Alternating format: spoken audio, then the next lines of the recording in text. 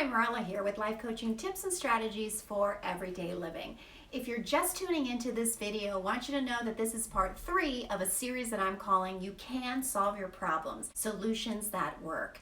Today I'm going to focus on teaching you a 3-question method technique to process any problem, situation, challenge that you might go through. But first, a quick story. Many of you might know I've been in the TV industry in Los Angeles. I think I speak for most actors when I tell you that to this day, how difficult it is to watch ourselves on camera in the final product, more so film. It is so hard to stare at yourself knowing that you're giving a certain performance and being vulnerable. It feels like you're looking in the mirror and all your imperfections are being exposed. Today's strategy requires you to do simply that, to look at yourself and your situation with honesty and objectivity. One of the bravest things that you can do is to sit still, to sit in observation, to stop the talking and the arguing and the commenting. That is not productive. What this strategy will require you to do is to call an executive meeting with yourself, with an audience of one. This is where the help of somebody who's experienced and skilled can actually help you, because they can help guide you through these questions and then also introduce some tools that might be helpful to you. But until you're able to sit down with that person, this is something that you can do on your own. If you want to write things down, if you want to use it as a journaling prompt, even better. So the 3-question method requires you to think about or write down the facts, the lesson, and then your applications or your action steps. So number 1 are the facts. That's the first step. It's not the most important step, but it is where you're gathering your information. It's not a time for you to rehash everything that happened, but it's a time for you to get clarity on what happened. Some of the prompts that may be helpful to you is to write down who, what, where, and when. Let's identify the people involved. That's who. Then what? What kind of mood were you in? What state were you in? What were you doing before? Were you tired? Were you grumpy? Were you already irritated or impatient? These things can exacerbate a problematic situation. Also, what was the trigger? Where did things take a turn? And why? So at this level, we're strictly sticking to the facts. This is not a time for any analysis or self-reflection. But here's the thing. I don't want you to stay in this fact writing moment too long.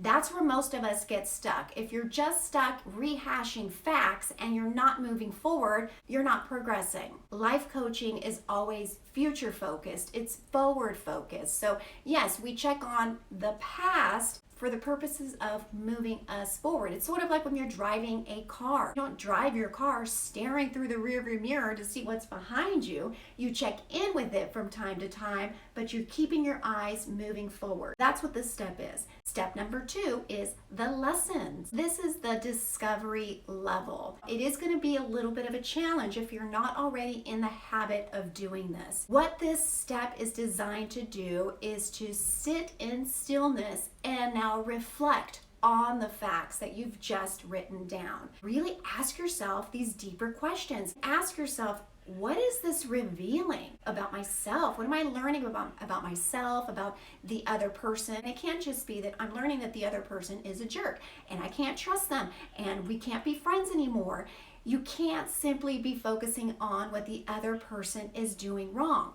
Can't reflect on only their faults. If you are focusing on a fault of theirs, then to be fair, you also have to own your part. The other really important part to this step is for you to hopefully learn if there are any unhealthy patterns on your part. We all have ways of communicating, techniques and styles, and we may not be super conscious of it, but maybe when you're sitting still and in observation mode, you can really discover what triggers you. What do I tend to do when I'm all worked up? What is this showing me about myself that I have the ability to change? This step is super critical, is to really write down what is this teaching you, because then you're setting yourself up for your need. You can ask yourself, okay, if this is what's happening, then what is it that I need?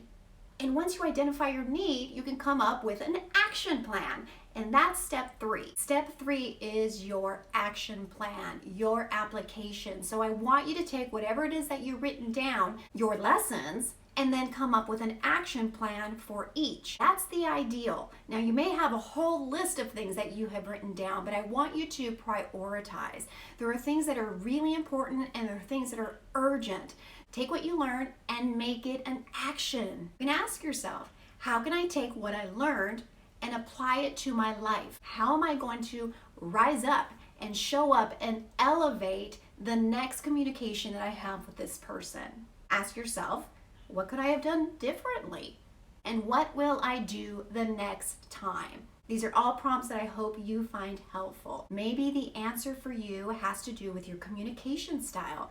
Maybe you need to talk less and listen more. Maybe you need to be a little more understanding, a little more patient, maybe not raise your voice. Maybe it's not jumping to conclusions, being cooperative in a way that you normally aren't.